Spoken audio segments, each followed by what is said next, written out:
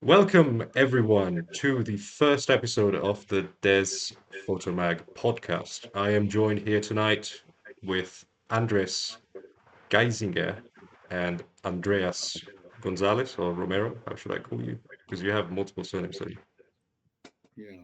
you? Well, as a matter of fact, you changed the names. We have me and Andreas. We have the same name, but my name is in Spanish and he's in German. That I is am true. Andrés Gonzalez, and he's Andreas. But it's okay. That is cool. Anyway, today we're joined by Andres Geisinger. He is the author of the cover of the last edition of the Top Best magazine. And congratulations, Andreas. It is fantastic. And today you'll be telling us about it. We also want to remind you that this is, yeah, I still haven't got mine, um, but And there's a yeah, great story behind the cover. yeah, and you'll be telling us all about it just That's right. momentarily. Um, and we want to remind everyone that you can submit your questions to our guests. We're going to be having this podcast every Sunday night at 9 p.m. CET, that is Central European Time. So you can check for your own time zone. We have a wonderful community of people from all around the world, so I know you're going to be checking your time zones. But anyway, Andreas, if you want to introduce yourself to us, please. The floor is Yeah, yours. well. Yeah. First of all, thanks a lot, Andres, for making this happen. I think it's a great initiative. So really, thank you very much to you, to the this Photomech crew, that you kind of took me in and you made me even being part of it. And thanks for making me a winner. It was not you, but it was the community voting for it. So thanks to the community voting for it. Was super excited. Yeah, I'm not so long in photography. It's now almost 3 years that I bought a decent camera and started walking. Kind of, it's a good balance to my corporate commitments that I have every day in working. And I really found something that I found a passion again. I had many passions. I still have a lot of passions. It's motorcycles, it's making bread, it's collecting vinyls. I have more than 4,000 vinyls at home, which is a burden as well, but I'm not a big fan as well. So initially born in south of Germany, then spent a lot of time in Munich in Bavaria, um, where I studied sociology and psychology. So that's my education there I come from. But very early, I fell into the motorcycle industry. I was a motorcycle racer when I was young. I grew up with motorcycles, so that was a big passion. I still have that passion. Um, and then work brought me twice to South Africa, first to Johannesburg, then we went back to Munich, then we went back to Cape Town together with my wife. And now we live in Montreux in Switzerland. Everybody knows that probably from the Montreux, famous Montreux Jazz Festival. If you listen carefully to Deep Purple's song "Smoke on the Water," you hear Montreux. When Frank Zappa burned down the casino, the rest is history. Smoke on the Water, Fire in the Sky. So I live right there where the record has been recorded from Deep Purple actually that night. And we have another place in Genoa in Italy. My wife, she's Italian, so we really love that place as well. And so it's in between Genoa and Montreux where we live now, and it's a great setup. So we really love it. That's in a short run to my bio on anything else. Yeah, I love making bread. I mentioned that already. If I do have some passion, I kind of go almost apathic, go inside and try to do it to the best possible. So I claim that I do the best pretzels in the world, which is not true, but I believe so. We So have to try that. I have that oven at home Yeah, and I wanna have a taste. yes. So you gotta come and I make you some pretzel. Oh, please. And music is another passion that I have. So collecting vinyl since I'm 13 and I never stopped. I never really had a CD player and really never really wanted to own one. So I always stayed in vinyl and it became a huge collection, which is something that is a pleasure as well. And then I came into photography. Actually, always made pictures, had some camera, but really never really followed the technique and kind of had automatic mode and made pictures. But people telling me about you, hey, your pictures, you should get a decent camera. And it was actually my former boss pushing me and he's a Leica guy and he said, you gotta get a camera, man. And I bought that Leica used. It was a Q, the 116, which actually has been stolen a few months back, which is another story, which was a funny coincidence to the sad story. And I just started walking, and I do enjoy this walking so much, and especially here in cities like in Genoa, you will see a lot of pictures on my Instagram or my internet page from Genoa, which is a fantastic place. So the small village, the downtown village, the old village. Leo, you may Genoa very well. The Vicoli, which is small roads, Yeah, streets, hidden stuff, and it's you always find something there. So it's so big fun to walk. You should come and we walk that place. absolutely. And Milano is something else as well, and other cities. Simona Di Cesare, you may know her. She had a couple of Yeah. pictures. She is doing instruction for the Swiss Photo Club, which is a fantastic institution as well that I joined very early, where you're a member for 300 Swiss francs, which is about 300 euros, and you can join all the workshops for free. So I did 2-3 workshops with her or with other photographers for 2 hours, but it's really She's also a inspiring. So, member. She's also a member in the community. yes, correct. Yeah, yeah. So we became friends because she did one of the first courses called street photography in Zurich, which was big fun. So she pushed me as well a little bit. So thanks, Simona. She will for sure listen here. I really appreciate that you were one of the first ones to push me. And then I did more workshops. So I did Ovidio Zelaru. I did with a few months back. Great guy. I think he was just in Venice. Yeah, we were out yesterday actually. Yes. And we're He, probably going to go for a drink later. Actually, he doesn't drink, but yeah, we're still I in know he touch. doesn't drink, but he's a Yeah, incredible, motivated, crazy guy. But I loved so oh, that he's incredible. that workshop really brought me another time to the level, and that's where I made the picture actually. And then I did one with Valentina Tambura, who she's a very good documentary photographer and journalist. And I did one with Stefano Mirabello with a Leica Academy. So I went into it and really tried to find as much inspiration I can from different angles. And that's where I am now. So I'm just making pictures, walking around making pictures. So Good. that's how I ended up. And the picture that I took was at the workshop with a video the other day. So that's me. Okay. Here we go. Okay. Oh, you want me to introduce myself, right, Leo? Yes, please, come on. You're Just a short introduction, yeah, because absolutely. this is a funny story. You probably don't know this, Andreas, but I started a group in.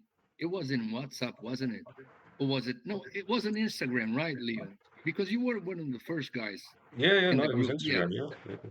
yeah, it was Instagram, but it was kind of a. It was a different algorithm that Instagram tried in the past, and that's where I met Leo. Yeah. Yeah, and we started this, and one Sunday I got a message from Meta saying that they were going to take down those groups. Well, then I decided, since I started this, I decided to send a message to everyone, and I sent a message to Leo, and I said, "Well, I'm just saying goodbye here because Meta just changed everything on this I think platform, and it was channels, wasn't it? it Channels, I was think. channels. Yeah, it was something. I don't really recall what that was. It was different." And Leo said, "No, no, you have to do something. You have to do something. You start everything. You start again everything. You have to do something." And I said, "Well, okay, let me think of this." And finally, years after, we met again because he was one of the first guys that came into the community. And now we have the podcast. I'm so honored to have him here. Well, my story with this is kind of the story of the magazine. Of course, we have Luis, which is one of our very special guy. He lives here in Porto as well, and we are friends, and we started dreaming of this together. You have to know him later, Andreas, because he's a very nice guy also. But my story in photography started when I was 15 years old. My father had a lab for developing film photography back years again, late ages ago. And then I moved away for professional reasons from photography and finally came back 15 to 20 years ago. And now I lived in many places, but now I live in Porto, which is great for photography. You guys have to come here. Very, very really a nice city to live. People are very nice. It's great here. And I moved here 8 years ago. And this is where I am. This is what I am. And I'm dedicated to photography. This magazine is one of my projects. I don't do this. It's and I started this with talent over ego because I see so many people with oversized ego in photography nowadays, and quite a it's quite, in my point of view, it's difficult to learn photography when you have big ego because you always think you're the best, and this you need some kind of a humbleness to really do photography from the heart. I mean, so this is it. Yeah, that's. Back to you, Leo. I think that sums it up.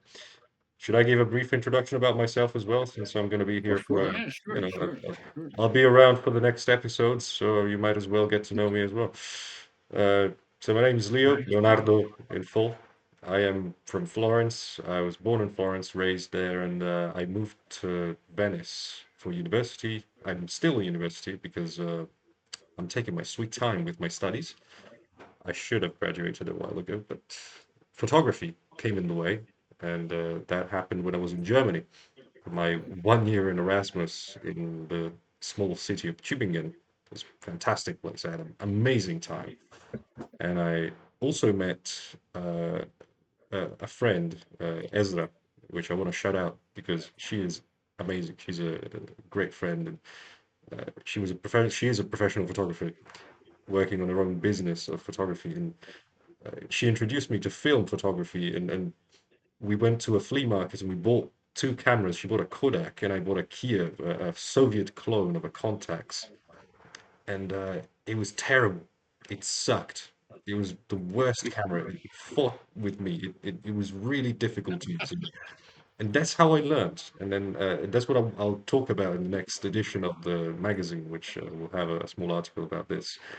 Um, but yes, that's how I got into it. And then I started getting into wildlife photography, which was interesting because well, it was fun in Germany because I lived in the near the Black Forest and I had hawks and herons and all sorts of animals.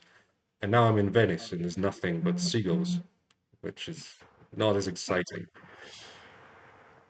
But well, that's not true. There's a lot of cool animals in the lagoon, but I moved into street photography when I moved back to Venice.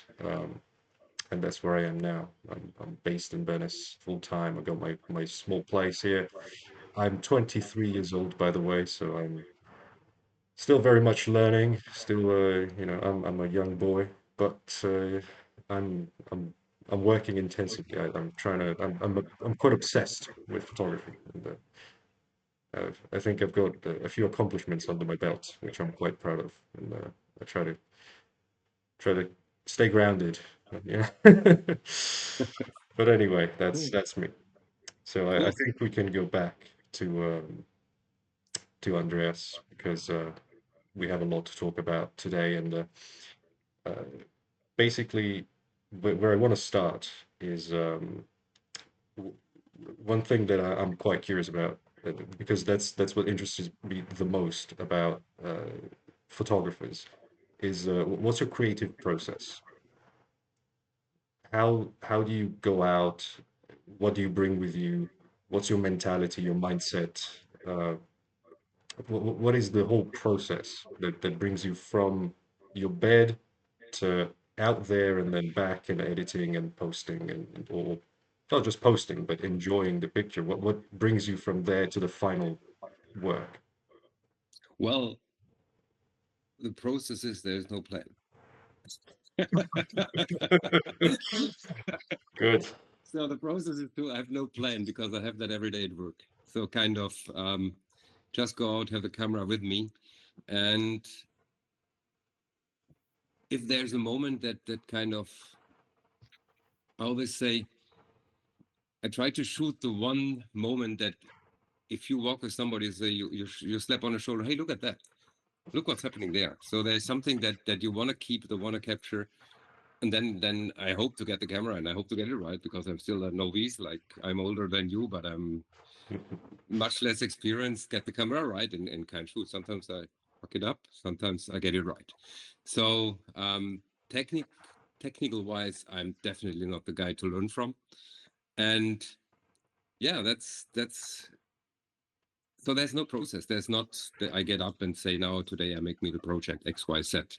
And if you see, I told you that when we had a discussion earlier, my Instagram is still from everywhere around. So there's you cannot, maybe somebody sees that I still didn't find really a perfect red line that goes through. It's sometimes far away, it's sometimes very close, sometimes a close-up that I capture somebody that I'm almost in the face with my camera with a 28mm, and sometimes I crop in. I admit, I crop. I have the 28mm and Everybody I'm not crops. always Everybody close. crops. Or video will say, don't crop. That is a sin. That is a terrible sin. Yeah, it's a terrible thing. Or video will hate me for that one. Um, and then often I come back home, I have 100, 200 pictures that I made, and I go through. I use Lightroom. Even there, I'm not the perfect one to work, to post the pictures in a perfect way. So even there, the technique is not getting better. So I took an online course there as well. So I'm obsessed as well to get it right. But it's a process that I'm in, and obviously I'm still walking. I'm still walking to get it right, and learn more on that path, to look at left and right and learn from people that tell me what to do. And in the end, I just, of the 200 pictures, I may have 2, 3 that I see something when I go through, and I see something that I haven't even seen when I made the picture. So there's something in the back or in more in the front that I say, wow, I didn't see that one, but that's a funny moment. Oh, yeah. It becomes often and you may have that as well on the street. It's happening so often because through that little lens, you don't see all what's happening in that crowd of people. And sometimes you just have a moment that you say, wow, lucky me. Yep, Yeah. that is very true. And that's how the process is. I made up a small process, or a small project, together with a friend that pinched me a little bit. Hey, Papelito, thanks for that. High five. To use the disposable cameras, the Fuji, it was the Fuji QuickSnap, Fujifilm QuickSnap 400, which is the most basic thing to do. And what I learned from that one, and you can see that on Instagram, I'm posting every second, third day now episode with 2 pictures that are kind of paired. I built it around a picture that I took with the cameras, centrification in progress in downtown Genoa, with a person watching on that one, kind of all the Airbnbs that people wait outside and with the trolleys. But what I learned with that small little PD cameras, I started to think 3 times before I made a picture. I watched better. I went slower. I walked a little bit less hectic, because I believe I'm ADHS, like many people think, but I think some people say, hey, you're hectic. It really calmed me down with that small cameras, because I never shot analog in my life. So that was the first time I had a film roll. My father had a camera, but I don't admit that. I don't want to say I really made pictures with it. So it changed my mind, my view, my way of making pictures. And out of that series, I had now about 50 good pictures. I'll make the 32 that I will publish the next weeks. So it's part 1, 2, now I'm part 7. And that was a nice progress that I went through, and kind of made me think a little bit more, maybe going into a direction of a project or a topic that I found. So yeah, you're about to say, Andres? Yeah. No, it's interesting.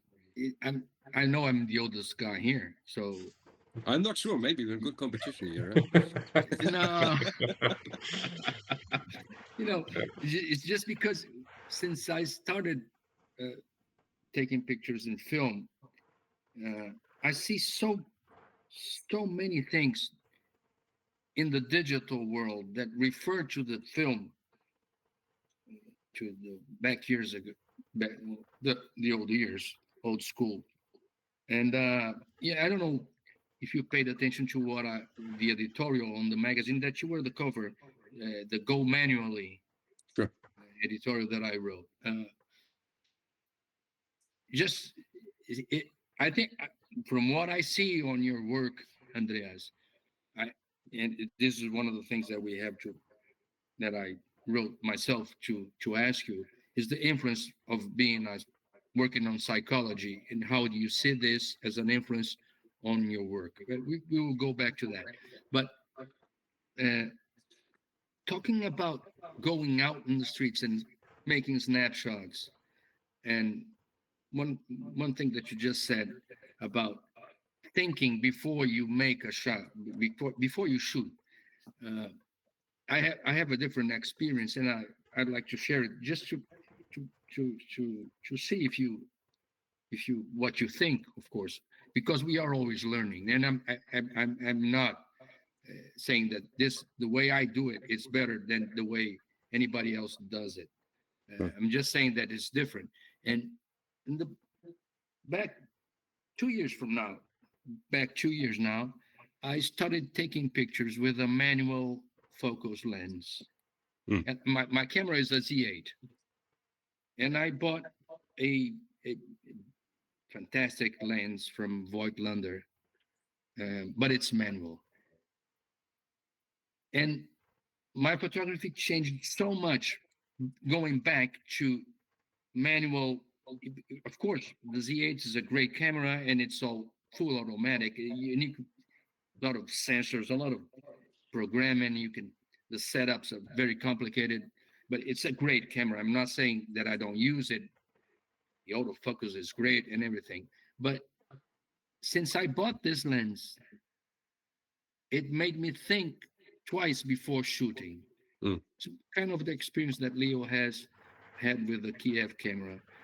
Oh, yeah. You think more before you take a shot. There's nothing to do with project photography, because it's, of course, when you make a series and you go out to shoot and you have a project in mind, it's you have to choose the right lenses for the project, and there's a lot of things that you have to do, technically wise, I'm saying. But having this time in photography, we live in a this is a the world is so fast now. Everything is so automatic. Trying to move a little bit, I think it makes you more creative. But this is I agree. the comment on what you just said. But I would like to make you a question, so we can move on beyond this technical thing. Because let me read this, because I wrote this before. Uh, on the article, the story behind the cover on the magazine where you made the shot for the cover, you mentioned Irving Goffman. Yeah. And the idea of the presentation of self, how that influenced you and your work in photography. I mean, when I would like to ask you this, because you mentioned the tension between the performance when people are in front of the camera, and and Yeah. when you know what I mean. Absolutely. I read straight from what I wrote. When you're photographing people, how conscious are you of that tension between how they perform for the camera and the moments when their true self is slip through? Because you mentioned that on your article. Yeah. And, So and you and Goffman, you have to be sensible, because you're a psychologist, and that's very important in photography, because when you take from my perspective, when you take a photo, you're not it's not what you're seeing, but you see the whole picture, what's behind the scene, the mood and everything, and you have to be sensible, and that's why you take such a good pictures, the pictures that thank you you. make, Andres. I'm not sure that's the reason. Well, Yeah. Goffman is a sociologist. So and his theory was, depending where we are and who's watching, we're on a stage. We may all know that. So we're on the he calls it the front stage. And in German, it's actually called, if you speak German, wir alle spielen Theater. We all play theater. That's the German translation of his book. So the presentation of self in everyday life. It's one of the first years that you get this book. It's really a basic book in sociology, not even so complicated to read. But it always inspired me when I started sociology, that front stage. I always saw myself on the stage after I wrote that book. So I always, and it's different if you're at home, it's different if you're at work, it's different if you're in front of your boss, or when you're in the room, when I still smoke a cigarette with your colleagues, you're probably not on the front stage. So you drop and you're on backstage. So you're always in between that role that you play, and sometimes it's the rehearsed, the unfiltered, the real comes through, probably only in the backstage, but seldomly you are in the backstage, because even there you have to play a role with your colleagues or with whoever you smoke, because you want to look like Steve McQueen, whoever. and what I see in what I try to capture with the pictures is, if you walk around town and people don't realize that they're in front of the camera, so I'm not the audience, somebody else is the audience of that front stage that people play, that kind of the theater they play. And if you see in town and you think everybody's playing a theater at this moment, and you try to capture that short moment, I'm becoming somewhere in between. I'm already audience, and if he sees me, I'm influencing his front stage. So it becomes almost philosophic in a way that program goes in. But that front stage always came with me, because of a simple process, simple concept from sociology, and not the too complicated one, which I never understood. and this takes me through. If people run around Milano, nobody can tell me they don't play a theater, because Milano is a big theater. If they are in Venice on the Carnival, it's another role that people play. It's another, and that's where I kind of, when I saw all my pictures and I saw the moments, somebody's playing a theater here, or somebody is staged. But we want to do unstaged pictures, but it's impossible, because everybody's already staged, even if he doesn't see me. So that's kind of the concept that I have behind that one. It's maybe too much so philosophy. creative. This is very creative, Andreas. It's a very creative approach, really. I never heard it's of super this, but cool. it's really, really creative. And I find it especially interesting because I am, the few jobs that I get are mostly in theater. I take pictures in theaters during plays. And it's funny because I always think, oh, I'm a street photographer. I'm going to try to make the theater pictures look as natural as possible. Yeah, cool. I'm kind of doing the opposite.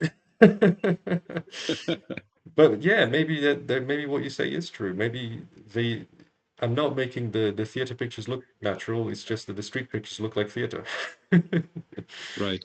That is very true. That is a very cool perspective, and I love that. It's very interesting. Just reading another question from one of the members of our community. He's Oh yeah. Luca Ferraro from Bologna, Italy, and I'm going to mention this question because it's really interesting and it has to do with this subject. He's saying, you describe the backstage as the space where the unrehearsed and the authentic emerge. Do you ever try to provoke that moment, or do you prefer to wait for it to appear naturally? Well, I have one picture that the guy is going like this to me, and he's so Don't we funny. all? Don't we all have one? And but I have that picture here, so I can take it. It's actually here on the wall. And we became friends after. Friends. I know him very well. So it was in Lausanne. He was in front of a tattoo shop, his tattoo shop, and there is actually written in a shop called Raw, Unique, Iconic behind on the window. That's the shop, Rui. So Raw, and the friend is actually from Portugal who owns the shop.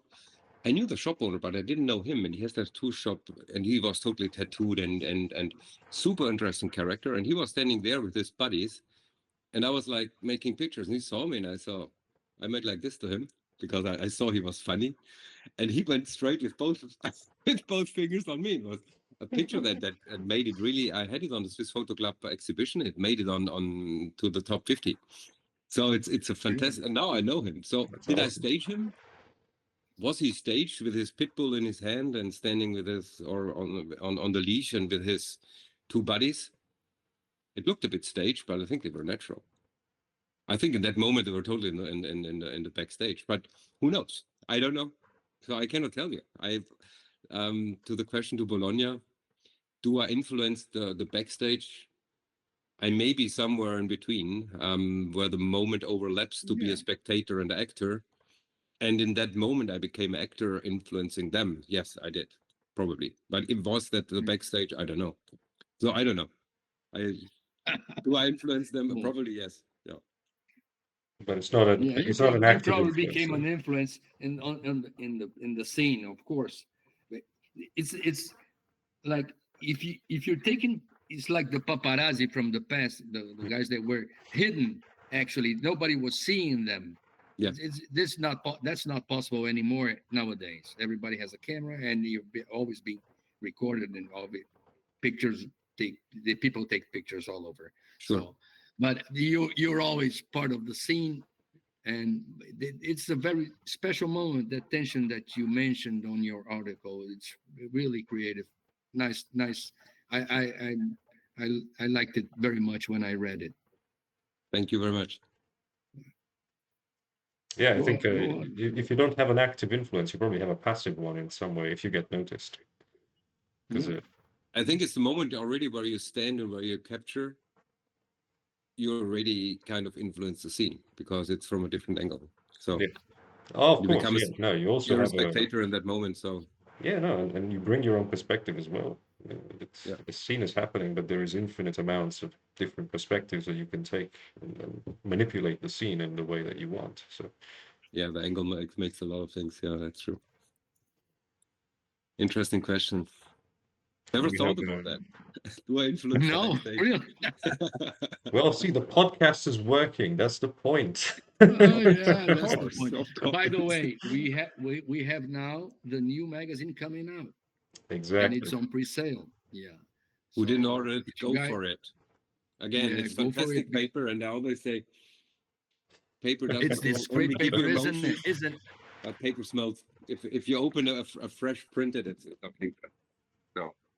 it's great paper? It's from Italy, Leo. By the way, it's from Of one course of it my is works. from I Italy. worked in the paper industry.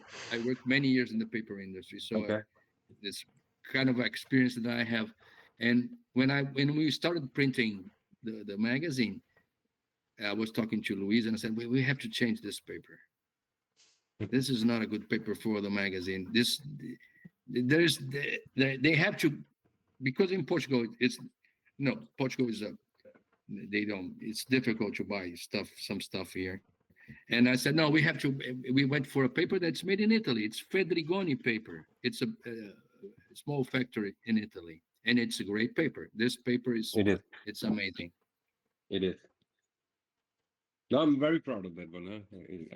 I've put it around. I have to say. Yeah. Well deserved.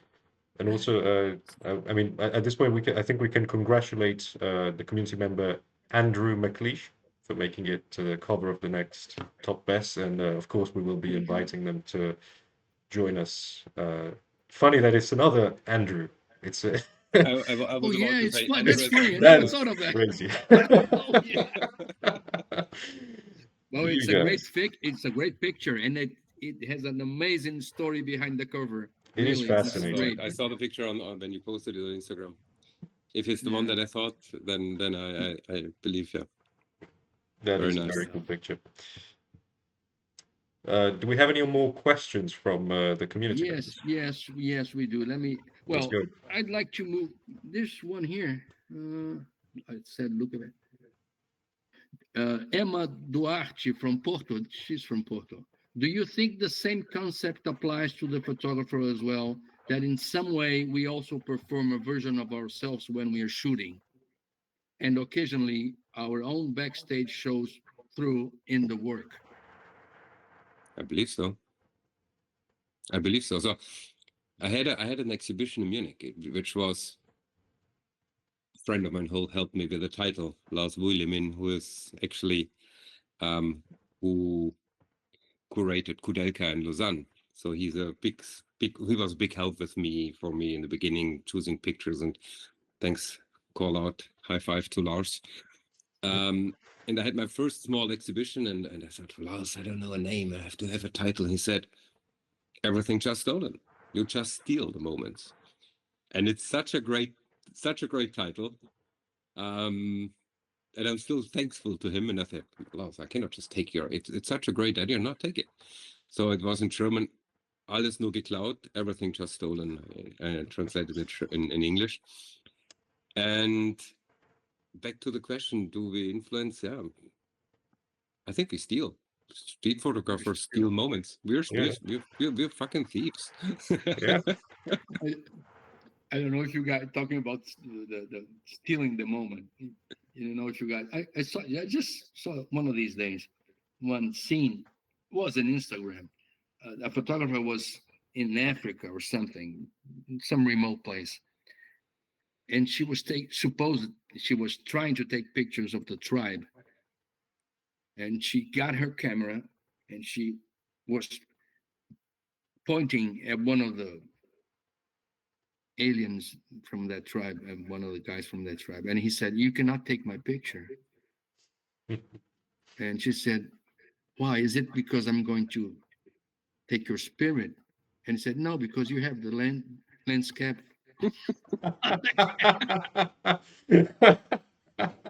That's fantastic. I'll have to teach you a lesson. Yeah, but That's good. we always steal those moments. I agree with you on That's that. good. And you know what? The funny story behind that exhibition, then I wrap it up on the exhibition. I told you my camera has been stolen. Oh yeah. The first one. Yeah. It was a week before the exhibition. The posters were already printed. Everything just stolen, and they stole everything. So my entire gear, my up God. to my glasses, my sunglasses, my toothbrush, my earphones, my everything except my cell phone because I had it in my pocket. It wasn't Verona, by the way. But I was stupid, so it was. I don't want to give the fault to anybody else. But just a week before the exhibition that I called "Everything Just Stolen," everything has been stolen. I was coming home and I thought, "Damn, everything." This is not a coincidence. No, and That is fun. and I posted, "What's in your bag?" You know the famous question, "What's in your bag?" And I posted what I had in my bag, a picture that I made a long time ago, and I said, "Nothing anymore. Everything just stolen. More to come. Stay tuned." That was the teaser for the exhibition. So it was a coincidence, and luckily the insurance didn't see that because probably they thought I staged it. Damn. Good, You know, good. in Italian, it's actually a pretty common term within the street photography circles that to use the scatti rubati, right? Sì, è We, vero. Sì. we do say it a lot. And also it just reminded me out of context. Alles nur geklaut, you said, the Yes. German term. It's also the title of one of my favorite German songs. Oh It's no. hilarious. I know that song. You do? Prinzen. Yes. It's great. God. It is great, yeah. All That's right. true. Anyway, Andres, did you want to move on to a Yeah, new topic? we have a. You've seen the question from Marta, right? I saw the Andreas? question, Marta, yeah. Great It's a very person. interesting question. Do you have the picture so we can show I it? have it. And you know the funny, I don't know if I mentioned that, as I'm in vinyl and music, and it's a big passion of me as well. If you go through my Instagram, it probably takes more time to choose the right song than I make the picture. So it's Really? the song always relates to the content of the picture. Of course, it's my definition of the picture, and somebody else who may see something else. But there's always and everyday robots, which is I quickly share my screen. I have it here. Yeah, I pulled it out because I saw the message. Share my screen. And Everyday Robots is a song from Damon Albarn, from The Blur, if you know The Blur, is this one. Yeah. And I love that picture, man. It's so cool. thank you very much. And it's in Montreux. It's a train station. Some people recognize that one. And I was standing there for an hour. And I thought I saw that line, and I actually turned the picture around at home. I didn't think about that when I made the picture, but I thought, damn, that line below, it's such nice lines. If I make them parallel, it would be probably giving the right thing, because the people came from the train in the evening, um, like robots back from work, Swiss people. Dunk, dunk, dunk. And they were working, and then they were on the rolling on the stairs going down, and but he was icon going down, like really a banker or whoever it is. I don't know. I never will know. Um, and I thought I looked for a song, and it was Everyday Robot from Damon Albarn, from the Blue, or from Gorillaz. You may know Gorillaz as well. So Mhm. yeah, that's the story behind it. So standing more than an hour on the stairs next to the exit on the train station in Montreux in Switzerland.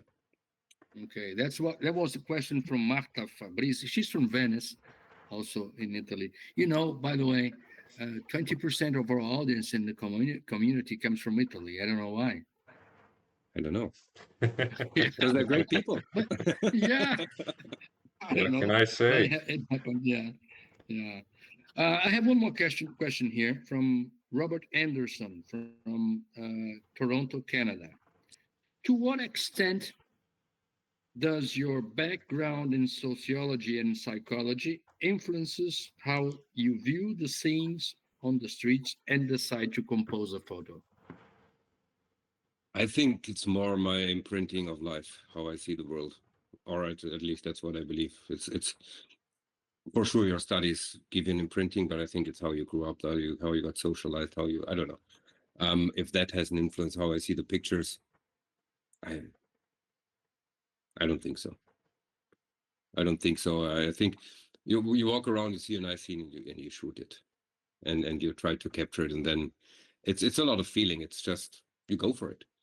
So it sounds all planned, but often it's you may choose the It moment comes from of within. people coming together, but in the end, it's you never can plan anything in photography. It's just free chess, especially if you're on the street, and you got to be reactive to the moment that happens, and if you're not quick enough, and if you're not an auto focus, you stay on F8 and you go for it. So I don't think Yeah. it's too much influenced about what I studied. I don't think so. It's I'm more kind more of who you are than free what chaser, you and just what you go for it. learn. Yeah, yeah. Okay. That's my imprinting. Yeah. Okay. Okay. Go ahead, Leo. So, Back to you. are we done with the questions from the community? Yeah, we have many questions here. I'm trying to look back. Let me see Okay. again, but you can move on. Yeah.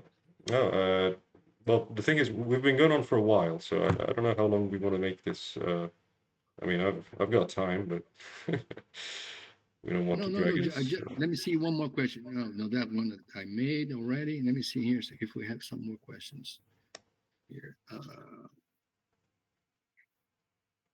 Because I do want to talk about some of your future work as well, your plans for the future, what's coming, and what's close to your heart.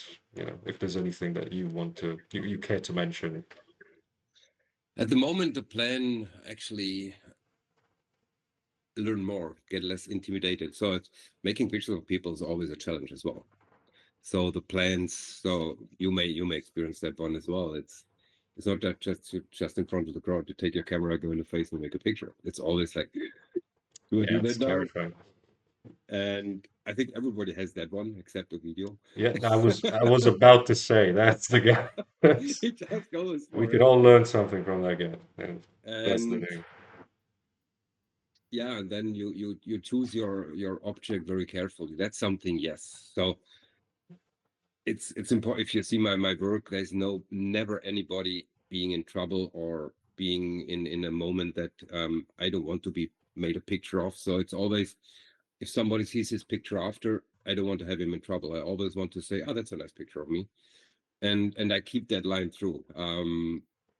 I barely do kids, especially if the parents don't give any Oh permission. no, no. So I just don't make pictures, especially if you're in public. It's not well seen, so I don't do kids at all. But again, never put a picture out that somebody in a later stage may not be a homeless or a person anymore in trouble or whatever. I don't like that. Having a person lying on the ground, being drunk, or why?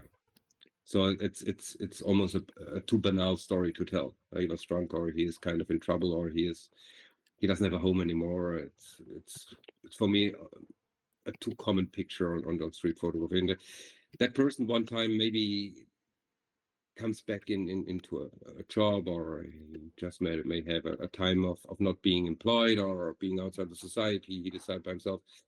Hmm. He comes back and he doesn't want to see that picture Yeah, somewhere in the socials, or that's something that I really underline. And if you go through the pictures that I have published, um, that's kind of one thing that I really go through. And for the future, well, get better in the technique. So that's something, and get back. So what I would like to learn, if somebody wants to give me a crash course, portraits. I do kind of some. I did some portraits that I really liked, but the people never realized that I made a picture of them. And if I make pictures of people watching me, I don't get a nice picture. It's so difficult to guide the person it into the is. moment that the person is himself, It and that really comes is. back. You put pressure with the camera on people, and I don't manage to get the. And it's probably the experience that I miss. And this is something going into the future. Yes, learn portrait photography. It That's is very something so fair precious. as a street photographer. I think it's very fair to find it difficult to guide a person because when someone's doing something in the street, they're already acting on your behalf. You don't need to Correct. tell them to do anything; they're already doing it. But when you're the one starting from nothing and you have to tell them to do something interesting, it's hard to come up with something. Yes. It's not easy. It's much harder than it looks. Yes. Um, but yeah, thank you. That is. I mean, I wish you the best of luck in your endeavor to get better because it's not going to be easy because you're already very good. Thank you. No, no. You know, when you're satisfied and you think you're good, you're done. That I is think true. That is. I think it was I heard that podcast from Wim Wenders, which is a German podcast, which is everything said, and they don't finish until the person in the podcast says, "I'm done now." And it was damn 8 hours, Wim Wenders. Wow. Fantastic, fantastic. You It want to was try? fantastic. But he said, No. once you're satisfied and you're happy with what you do, and you don't criticize yourself, you're done. You're finished.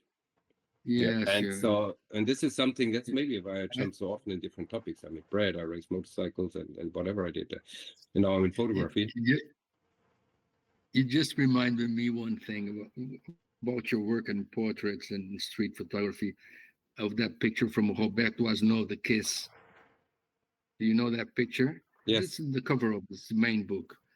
yes. And I think I have it just here. I always, I have it here. I always wondered if that picture was staged. I believe he said it was staged. It was staged, Yes, yeah. But he admitted. is that kind of tension that you mentioned on your article, you can feel in that picture. And it doesn't matter if it was staged or not. The tension is there. It is. It's incredible. It, I love his work also. Well, I have a quick two shots only questions for you, and I believe we can go for the closing line here. First question is talent and ego. What do you think about this? Both has a space, but there's no. I think talent is very important, but I think over both comes the passion. So if you have the passion, then you really then you do something right. And I wish everybody to have one passion in life, and it doesn't matter what it is. And I didn't have it for a long while because I kind of drained at work. I found it back in photography, and it's the best thing that you have. Having passion, it's well, for whatever you do. If you can give one thing to your kids, if they're talented, great. If they have if they have a big ego, maybe it's great. But if they find Yeah. something with a passion, both is overcome. So I think it's very true, and I love that talent over ego. It's awesome, and that catch me a lot. Okay. That really catch me a lot, Good, and I good. think if he choose me, I have a talent more than an ego, and that was No, always. yeah, well, it is this. On one day, I will tell the story about this talent over ego Oh, please, for yeah, you I'm guys. curious about that one. Yeah. Second question: black and white or color? You see me mixed all over that again. It's I don't have a line. Yeah, that's It's very difficult to make a good colored picture. That's at least that's my feeling. So if you have a good shot and you're not make it black and white, make it with a lot of contrast, it makes it better in the perception of a lot of people. But keep it in color. Sometimes it's so important because you have so many nice colors and it stitches you out and I always try, the first step is always keep the picture in color. And the more I go down the path, the more I stick with color. But sometimes you just have to go for black and white because it deserves it as well. So both, and that's probably where I didn't find my path yet because I'm so young in photography with only 3 years being in that more passionate way. But I still love colors. Kodachrome. yeah. Color chrome is great. By the way, the article that on the editorial of this magazine that we're coming out with, the third uh, quarter magazine, the top best magazine, is about color. Mm. The title is "Color of Authorship," and people think black and white is not color. Black and white is also color, Yeah, it and is. it it's a So, good article. I wrote it myself, and I cannot say it on my own behalf, but it's a good article. You love it if you get the magazine. I will. Uh, one last thing, what I find most inspiring about your work, and I would like to say that to you, and about this conversation that we just had, is how it reminds us that photography, much like life itself, is made of both front stage and backstage. Uh, we are all prepared, frame, curate, show the world to the world, but it's often when something slips through, using your words, Andreas, a gesture, a glance, an imperfection, that's truly what appears but when reality comes to your photography. So congratulations and thank you again for Thank you very being much. part of our community. That's it. Honored to to have been invited and honored to have the kickoff of this new podcast series. It's really, thanks a lot. Huh? Yeah, you And know, it's Thank you. Thank you, Evan. hope to meet you guys very soon. So whenever you come to Jena or to absolutely Montreux, we gotta do a get together, and obviously if you're here, you know it's talent over ego. So if you're featured on the Best Photo Mag and on the podcast, you know you're good because otherwise you wouldn't be. thanks. Thank you, But guys. See anyway, you later. Thank let's you Okay. very wrap Thanks this much. up, again, Andreas. Thanks, Bye. Leo. Bye. Thanks for being part of this. and Bye stay bye. tuned for next Sunday. We're gonna have more guests every Sunday. Remember, 9 Yeah, p.m. we're gonna have every Sunday. We're gonna have this talk. So if you It's like gonna be this, if you amazing. have It's a gonna be yeah. exciting. I hope you guys love. Yeah, we Perfect. hope the community likes it, and we look forward to some feedback. Remember to send questions for next guests that will be announced soon. And yeah, take care. Bye bye. Bye Thank you. bye. Bye. Take care. Thank you. Bye.